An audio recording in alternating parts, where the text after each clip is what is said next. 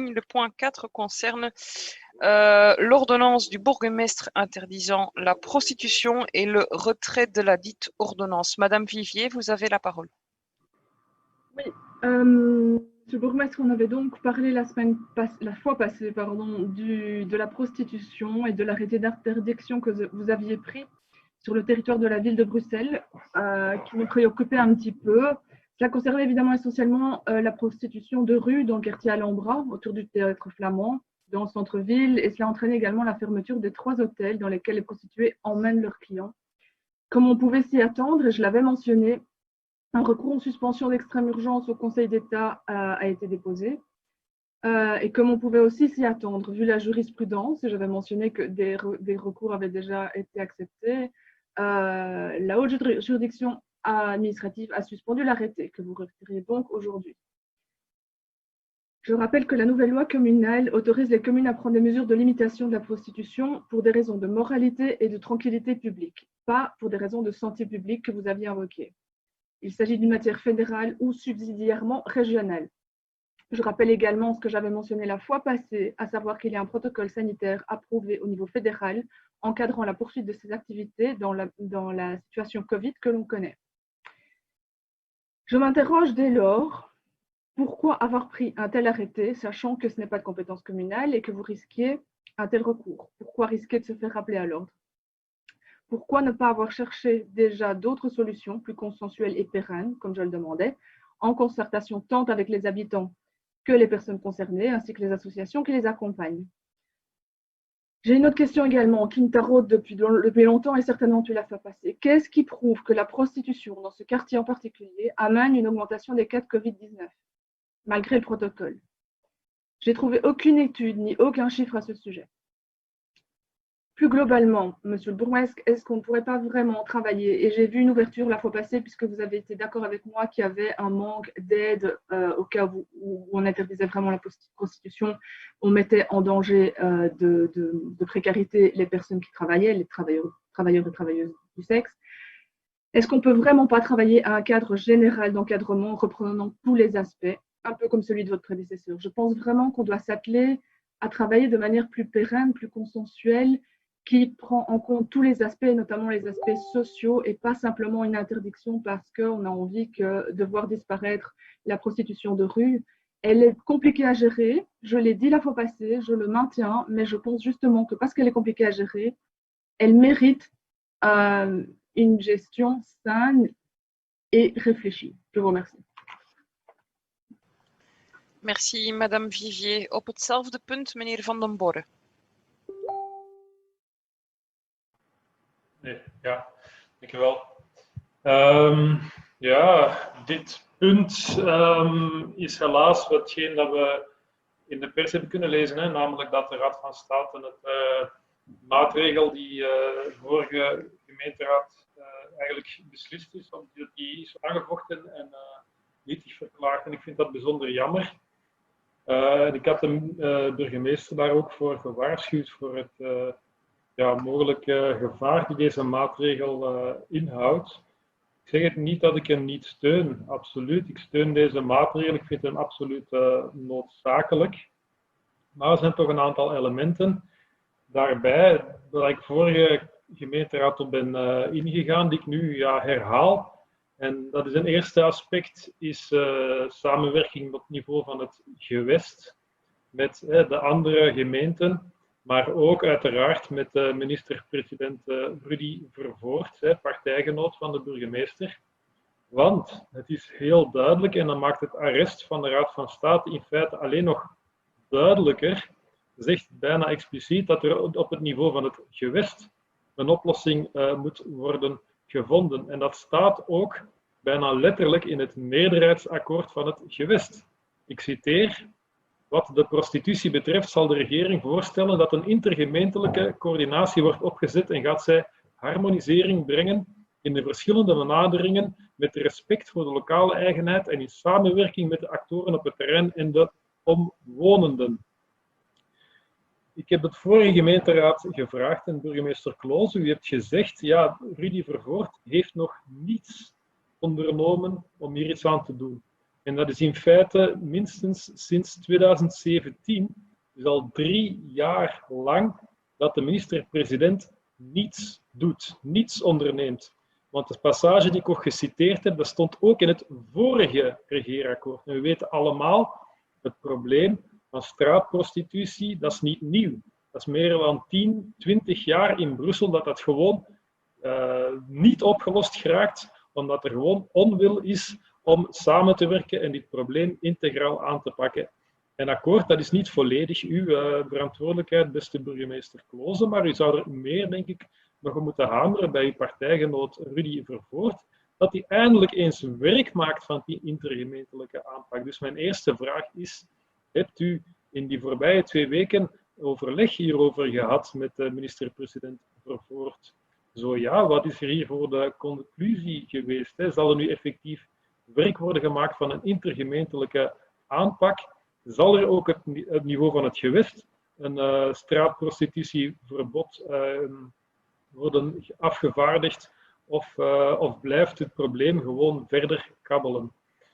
Een ander aspect is natuurlijk, of een vraag die ik eerlijk gezegd een beetje heb, is, ik kan me herinneren bij de eerste lockdown dat u een maatregel hebt genomen om straatprostitutie te verbieden.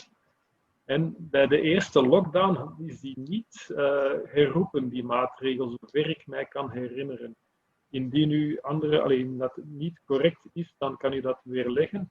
Maar zover ik mij kan herinneren, is er toen wel een straatprostitutieverbod gehandhaafd in de straten van Brussel en kan dat dus nu blijkbaar niet. En misschien heel kort nog een laatste element, is we zien keer op keer dat er een aantal verenigingen zijn die helaas niet constructief meedenken. Ik begrijp dat ook prostituees zich verenigen, maar dat moet natuurlijk wel binnen een wettelijk kader gebeuren. En we zien dat die verenigingen gewoon het wettelijk kader verwerpen. Want in feite is straatprostitutie verboden in dit land, maar zij verwerpen gewoon het wettelijk kader en zij doen er alles aan om de situatie van illegaliteit die vandaag bestaat in Brussel, om die in stand te houden ten koste van de buurtbewoners, ten koste van iedereen, van alle Brusselaars in feite. Dus mijn vraag is, ja, wat doet u eraan om die verenigingen toch aan te manen en duidelijk te maken dat ze de wet moeten naleven en dat ze dus, als u optreedt, dat zij ook binnen het kader van de wet optreden. Dus ik dank wel vast voor uw antwoorden. Dank u wel, meneer Van den Borre. Et pour terminer, monsieur Wetzmann, également sur le point 104. C'était pour madame Vivier. Mais j'avais dit que madame Vivier avait déjà introduit une question qu'elle était notée. Ok. Oui. Voilà, monsieur le bourgmestre, je vous en prie. Oui, donc on est devant une problématique très complexe, dont c'est vrai, je n'ai jamais caché qu'elle me posait un gros problème. Vous savez, madame Vivier, je pense que dans ce domaine de la prostitution de rue, on peut dire ce qu'on veut, mais je vous encourage à rencontrer les habitants du quartier Alhambra. Honnêtement, j'encourage tout le groupe MR à les rencontrer et essayer de leur expliquer qu'il y a moyen de gérer ce qu'ils vivent en effet dans ce quartier. Je pense que vous allez être mal reçus. Je pense que c'est pas gérable. On n'est pas devant le phénomène des carrés, parce que souvent on oppose la rue d'Arscott au quartier Alhambra. On a une promiscuité humaine, un vrai esclavagisme. On m'explique toujours des côtés très romantiques de la prostitution, comme ça. Je peux vous dire que quartier Alhambra, c'est tout sauf ça. C'est des propriétaires d'hôtels qui sont des vrais escrocs, des personnes qui font tout pour vivre de la misère humaine. Nous les avons rencontrés avec madame Personne qui en plus nous mentent par rapport à ce qu'ils font, qui est réellement le gérant, le propriétaire qui se cache derrière ça. On a des trafics d'êtres humains assez importants. Et honnêtement, moi j'avoue, moi j'avais compris que dans mes compétences, il y avait en effet la salubrité publique. Le Conseil d'État, moi je suis obligé de le suivre par rapport à ça, mais je ne comprends pas trop sa décision. Et je peux vous dire qu'à chaque Corrèze, pour la question de monsieur Van den Borre, à chaque Corrèze, je pose la question, est-on sûr qu'on n'interdit pas la prostitution? Moi j'avoue, comme bourgmestre, que expliquer aux Belges qui ne peuvent pas aller boire un verre ensemble, qu'ils doivent dans ce conseil communal qu'on ne peut pas se réunir ensemble, qu'on ne peut plus choisir qu'une personne dans sa famille, mais qu'on doit avoir une distance physique d'1,50 m, mais la prostitution, ça, c'est pas un problème. Donc, je ne sais pas si les gens vont commencer à aller boire des verres dans les carrés ou dans les hôtels de passe, mais c'est quand même pas ultra cohérent, quoi. Que l'on essaye de faire des distanciations pour les écoles, ça je le comprends, mais sur la prostitution, mon incompréhension reste totale. Je l'ai dit à mes collègues, donc je suis cohérent, je l'ai dit en Corrèze, qui est l'endroit où nous discutons de ça. Vous pouvez interroger les autres bourgmestres, vous pouvez interroger la région. J'ai chaque fois posé la question de la prostitution. Bah, à un moment donné, on ne peut pas avoir raison tout seul, donc je me soumets à ça, et le Conseil d'État, je me soumets à son arrêt, mais j'avoue ne pas le comprendre. Pour le reste, on en a parlé, Madame Vivier, je l'ai reconnu que nous n'avions peut-être pas mis tout de suite en place les dispositifs d'accompagnement sociaux. J'ai donc demandé au futur président du CPS et à la secrétaire générale du CPS de mettre en place des cellules au cas où la prostitution serait interdite. Il y a déjà des chèques alimentaires qui sont prévus, il y a déjà l'aide médicale urgente, puisque beaucoup des prostituées qui sont dans le quartier Alhambra sont des personnes qui sont sans titre de séjour. Il y a aussi à s'interroger par rapport à cela. Et donc, j'ai demandé au CPS, en effet, je trouvais que c'était une interpellation légitime en disant, ben voilà, ces personnes sont d'abord aussi les victimes de tout ce système. Pour le reste, Madame Vivier, moi ou Monsieur Van den Boom, mais lui, vous êtes plutôt pour l'interdiction. J'avoue ne pas comprendre comment on peut expliquer aux Belges, mais peut-être que le groupe MR a une meilleure explication là-dessus, qu'il est interdit d'aller boire un verre dans une terrasse, mais que par contre, en termes de distance physique avec la prostitution, il n'y a pas de problème, les protocoles sont respectés. Moi, je ne le comprends pas, mais je suis peut-être trop limité.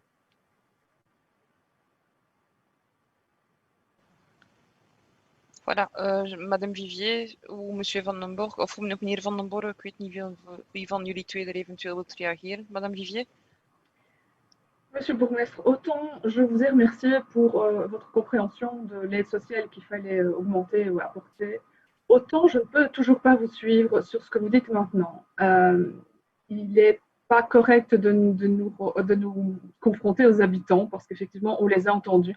Par contre, je pense que ce que vous n'entendez pas, c'est les associations. Les associations qui vous ont déjà fait des propositions, mais vous ne voulez pas les entendre. Je vous parle d'un cadre. Je parle d'un cadre qui avait déjà été proposé il y a des années. C'est d'éventuellement demander aux prostituées, aux travailleurs du sexe de rue, d'aller à une certaine heure à un autre endroit. C'est de se bouger. Il y a plein de choses qui sont possibles avec les associations. Je ne vais pas parler de tout le cadre qui était en place maintenant, avec des aides sociales, avec plein de choses, avec l'aide d'urgence, avec l'aide médicale. Il y a un travail de fond qui est fait que vous ne voulez pas entendre. Et je ne peux pas entendre qu'on dise il faut simplement interdire parce que ça ne marchera pas. Vous êtes seul dans l'idée d'abolition parce que tout le monde sait que c'est absolument impossible. Alors, il y a un protocole qui a été mis en place, oui. Si le protocole doit être revu, il sera revu par le fédéral. Si l'interdiction doit être vue, elle sera revue par le fédéral, tout simplement. C'est ce que je vous ai dit tout à l'heure. La commune n'a pas la compétence. C'est tout. Maintenant, on ne va pas voir les prostituées de la même façon qu'on va boire un verre. Faut rester logique aussi. C'est quand même pas la même chose et je ne le mettrai pas sur le même pied d'égalité. Tant qu'on ne mettra pas en place quelque chose, que ce soit un cadre, que ce soit une Villa Tinto ou autre chose, en collaboration, et là mon collègue avait raison, avec la région, en collaboration avec les autres communes, tant que vous jouerez seul, on ne trouvera pas de solution. Et j'en suis vraiment désolée parce que vous n'aidez pas du tout ni les prostituées, ni les habitants de cette ville. Merci, Madame Vivier. Meneer Van den Borg? Ja, dank u wel. In de meeste gevallen zal ik de MR-standpunten wel delen, maar in deze geef ik de burgemeester wel 100% gelijk. Ik begrijp het evenmin. En het komt mij als een totale aberratie over. Niet alleen in tijden van COVID. COVID verergert de situatie uiteraard nog enorm, omdat we gezondheidsrisico's hebben en dat er mensenlevens op het spel staan. En omdat we weten dat de situatie in Brussel vandaag hallucinant slecht is, dat het bijzonder dramatisch is, dan moet ik jullie allemaal eigenlijk niet vertellen, maar goed, ik doe het nu toch eens. Dus dat is een enorm verzwarend element dat ervoor zorgt dat eigenlijk straatprostitutie een absoluut verbod zou moeten bestaan vandaag. Gewoon om de reden van de volksgezondheid, die primeert.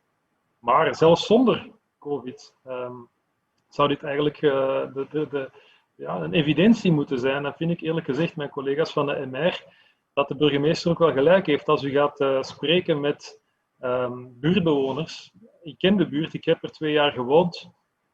Ik ken nog altijd redelijk wat mensen die in deze buurt wonen. En zij klagen steen en been, omdat de situatie waarin zij elke dag leven, bijna soms onmogelijk wordt gemaakt door de aanwezigheid van straatprostitutie. En dat is enerzijds door de prostituees zelf, die soms in mens onterende omstandigheden leven en werken en hun ding letterlijk op straat soms doen, drugs, alle mogelijke overlast. Maar ook alle overlast die daarmee gepaard gaat. Al het publiek dat aantrekt, alle soorten drankmisbruik, drugsmisbruik, alles dat daarmee gepaard gaat. Dus. En er zijn bijvoorbeeld momenten geweest waar straatprostitutie een halt is toegelopen, altijd heel tijdelijk, een week of 2 weken. En dan zijn de getuigenissen zeer duidelijk vanuit de wijk, het probleem verdwijnt. Wanneer je straatprostitutie weghaalt, dan wordt deze wijk, want dat is gewoon in feite een woonwijk, terug leefbaar. Dus ik roep mijn collega's van de MR op om hierin hun standpunt toch wel een beetje aan te passen.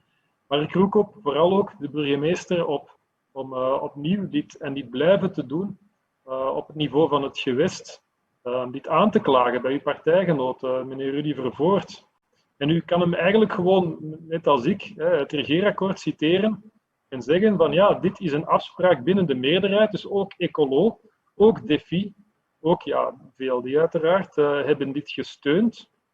En dit moet uitgevoerd worden.